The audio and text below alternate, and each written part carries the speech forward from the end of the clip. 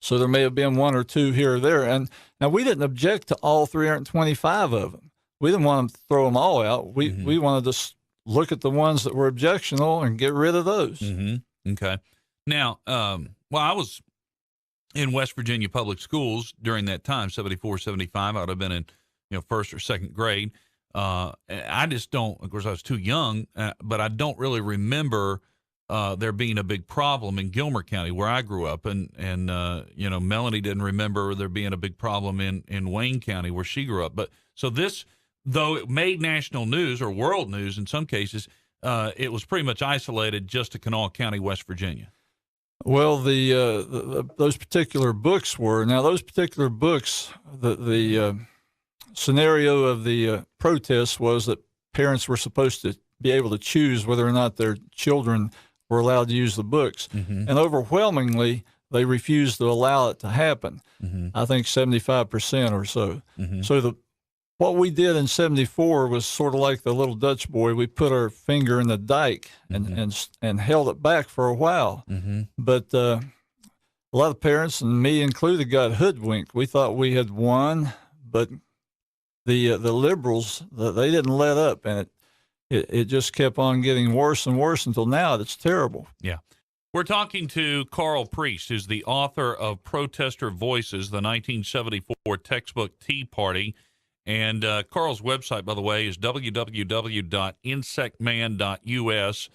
We've had Karl on before talking about Karl is head of West Virginia Exodus Mandate and a movement nationally to encourage parents to take their children out of the public schools and either homeschool them or put them into private schools. And you can see why Karl is involved with Exodus Mandate as you hear about his involvement with the 1974 textbook wars. And Karl, when we look back at this 1974 protest, it started in the spring of 74. Is that right? That's right. And went through how long? Well, it peaked in the fall, but it carried on through the spring of 75, and I think there was a little bit maybe in early 76, but nothing major. One of the editorials that you quote a piece from, it says this, no school board has the right in any way to cause children to question the beliefs of the children's parents.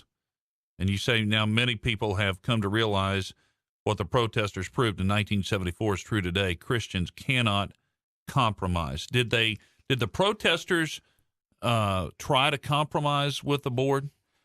The protesters did try to compromise, and that compromise really hurt us because the board wasn't sincere. And there was some conflict between the protest leaders that I found out after the fact when I was doing research for the book on whether or not to accept that compromise, which was pull the books out of the schools, name a citizens review committee to review the books.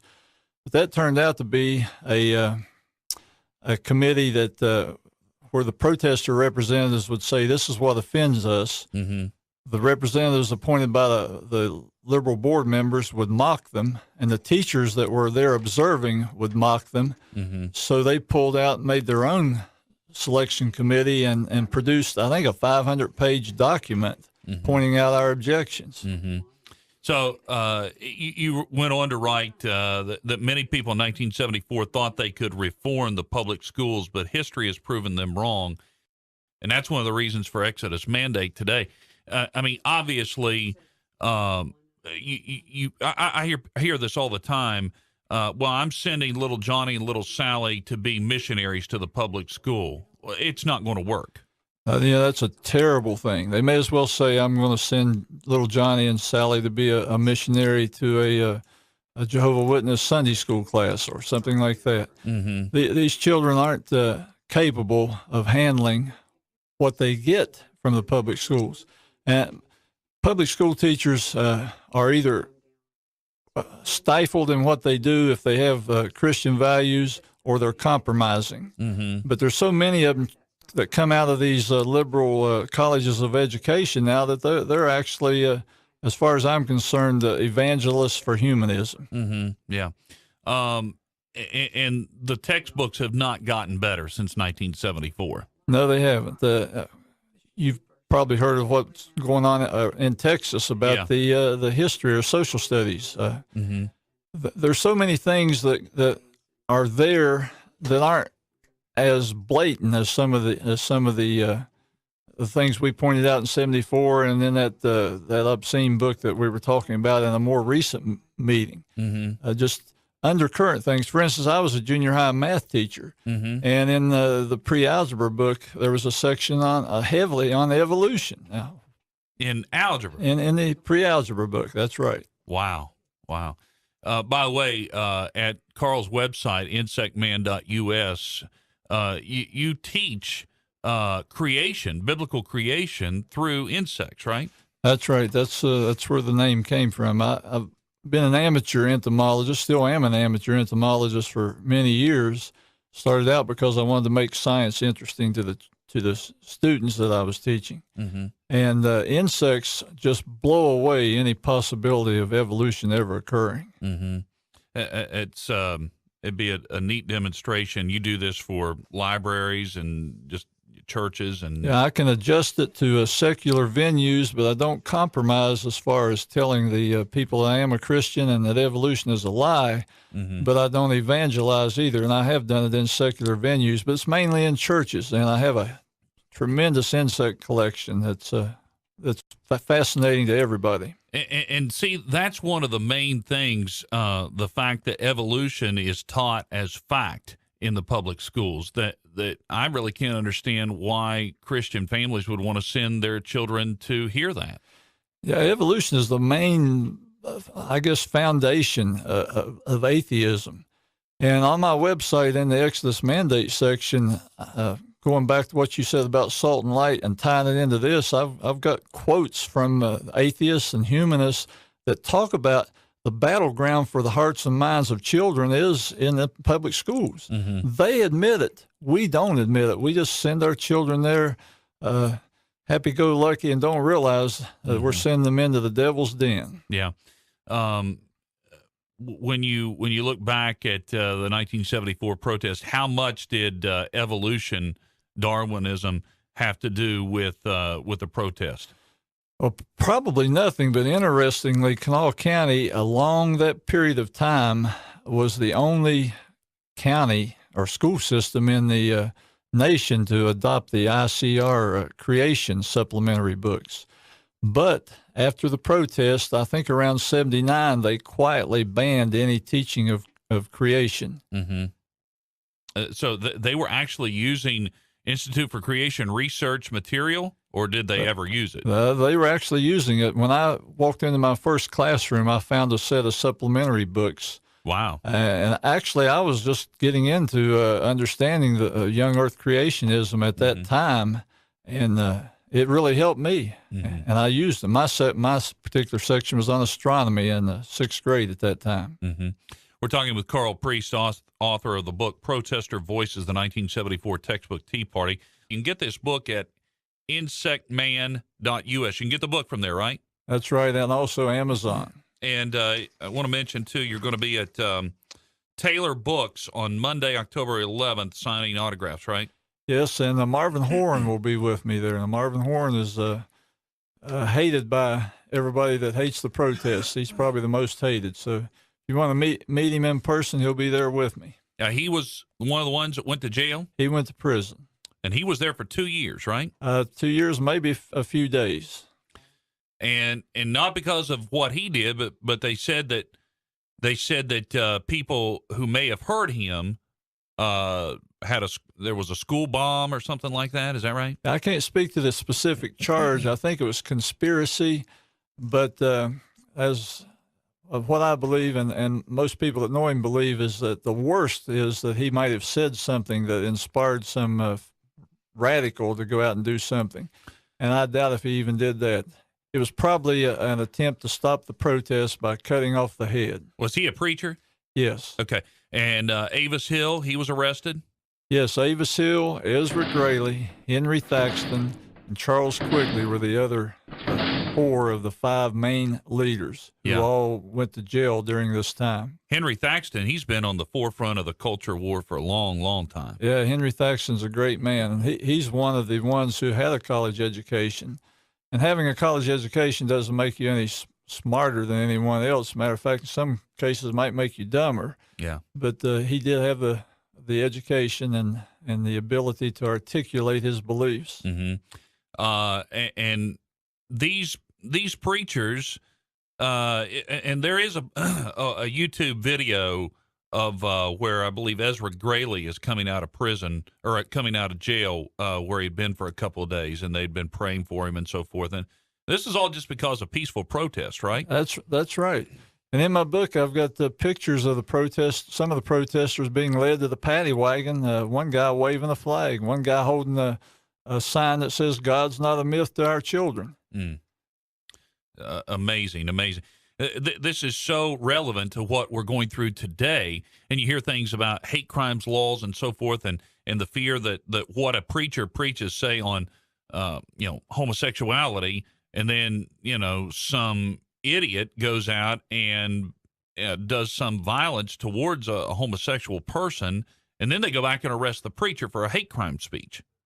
I mean, that's the type of thing you're talking about here that was going on 36 years ago, 1974. Yeah, it's really, really bad. The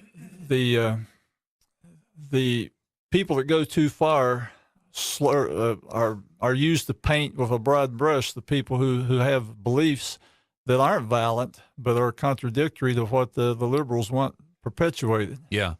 So let's be clear here. There was some violence. Yes. And did anybody get killed? Anybody get hurt? The only person that was seriously hurt, and he was shot by a leader of the pro-book crowd.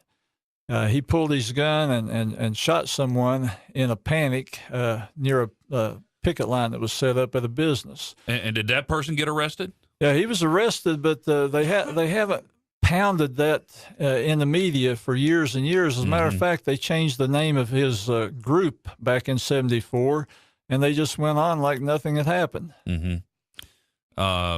So there was violence, and it clearly was on both sides. But the main protesters, and certainly the Christian protesters, they did not advocate violence, obviously. Absolutely not. And I guess he's a federal prosecutor that prosecuted Marvin Horn. They even said that people helped him with his investigation who were against the violence. And he said that his top investigator and one of the top state police officials were sympathetic to the protesters. All right. Again, we're talking to Karl Priest. In Chapter 1 of your book, Protester Voices, one of the books that was protested was by Eldridge Cleaver, and the book was called Soul on Ice. And it contained bad grammar. It contained profanity. This guy had a horrible background: a serial rapist, a drug addict, a drug dealer, an ex-con who had fled the country after a shootout with police. Was he a leader in the Black Panthers? Yes. And so this guy had written a book, and they're upholding this in the Kanawha County schools. I mean, how can they do that? That's disgusting. Yeah, and to show you that liberalism isn't limited to white skin, the black liberals wanted him to be representative of their race, and I think that's a shame. They could have done much better. Yeah, and we protesters, we certainly would have supported high quality black people being represented in those books. But God's amazing grace is that this man, Eldridge Cleaver, his life hit rock bottom, and he became a born-again Christian. And as you write in Chapter 1, in 1978, he wrote another book called Soul on Fire, which I believe must be about his conversion. And that book didn't make it on the Kanawha County school reading list, apparently. As far as I know, it hasn't. And that's just another example of the hypocrisy of liberals. Yeah. There's a lot of interesting names here that you use from people would recognize from, radio and newspaper who've been around West Virginia media a long time. But there's also an author here that a lot of people in this area, Karl, uphold greatly, and that's Jesse Stewart, who has a lot of representation still in Ashland and at Greenbow Lake State Park and so forth. A lot of people really like Jesse Stewart, but one of his books, or at least one of his stories, had a rewrite, and he didn't like it. That's right. There was a newspaper article about it. He was very upset. They took the moral teaching out of his story. And this was what we were talking about earlier with Daniel and the Lion's Den? This was in this was in the series, and it fits that what we were talking about. And so they had he felt like he had been cheated. That this was underhanded piracy in editing, right? Yeah, that's you just quoted his words there, the unhanded piracy. Yeah. So folks may find that part interesting as well. Now, there's another name that I wanted to mention here, because this is a name that for conservative Christians, you will recognize this name as maybe public enemy number one. And you write in chapter 3 on page 60, a national television talk show invited Avis Hill, who's one of the pastors and leaders of the protest movement, to debate James Lewis. At the last minute, the producers included atheist Madeline Murray O'Hara in the mix. That's amazing. This is the woman that's credited with getting God out of the public schools. That's right, the late Madeline Murray. And what was funny is the liberal preacher had to side with Murray. They were like a 1-2 punch against Avis Hill. Mr. Lewis. Yes, and he was the main leader of the what I call in the book the pro-book side. You saw firsthand in 1974 during this protest, Karl, the division of the sheep and the goats, because you saw conservative Christian pastors, preachers standing up for the parents in their churches and protesting to the point where they were thrown in jail and the one man in prison for 2 years. But then you also saw the liberal so-called pastors and how they were right there with the pro-book people in the schools. That's absolutely correct. They want to throw this out as a fundamentalist religious battle. It was a religious battle. It was against our religious beliefs versus their liberal religious beliefs. Mm-hmm. After the controversial board meeting in June, when there were 2,000 people that showed up in a pouring rain and waited outside with umbrellas, the preacher that was quoted in the paper was a liberal preacher. Uh-huh. Yeah. We're talking with Karl Priest, author of Protester Voices. Karl's going to be at Taylor Books on Monday, October 11th. That's in Charleston, signing autographs, and also at the West Virginia Book Festival at the Charleston Civic Center on October 15th and 16th. And you can go by the booth there and talk to him. Karl, I guess my last question would be, what's the lasting effect of this, the book Protest from 1974? Well, even the liberals say this is the first shot of the culture war. We were the first modern Tea Party. And the people that call themselves Tea Partiers now need to look at what we did and learn from what we did, what mistakes we made, and also be inspired, because this may be the last chance to turn this country around. There were many Christian schools, and the modern homeschool movement really got started after this 1974 protest. Yeah, we can't positively say that we caused that, but I think all the evidence points towards that was what did it, what we stood up and proclaimed about the public schools. And how long? Excuse me. How long were you a public school teacher? I retired after 34 years. And have you also taught in Christian schools? Yeah, I helped form Fairhaven Christian School. I actually helped mix the mortar to build it in 1975, right after the controversy. Mm-hmm. All right. So Karl Priest, a public school teacher who was in on the protest. He was one of the people who were just concerned about the content of these books adopted by the Kanawha County School Board. They went ahead and adopted the books, right? Yes, they did, but they weren't used, and we think we stopped them from being adopted nationwide. Wow. Would have been millions and millions of dollars. Yeah. Now, I do want to say one quick thing. I hope people take advantage of meeting these preachers that are still in West Virginia. They're in their 80s and late 70s. Yeah. Whether they love them or hate them, these are major historical figures. This textbook controversy is, in my opinion, one of the top 3 historical